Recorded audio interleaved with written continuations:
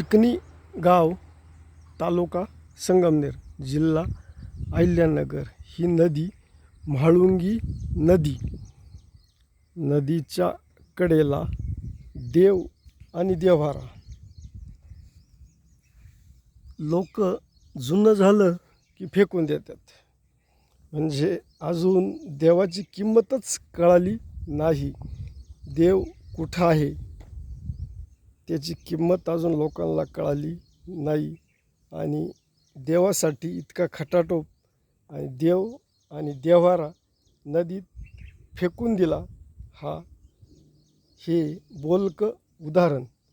इथं ही जागा आहे चिकणी, तालुका संगमनेर, जिल्हा अहिल्यानगर. आणि ही म्हाळुंगी नदी.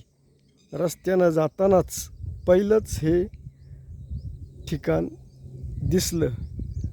देवाबद्दलची श्रद्धा किती आहे, कशी, ही अजून माणसाला देव कळालाच नाही.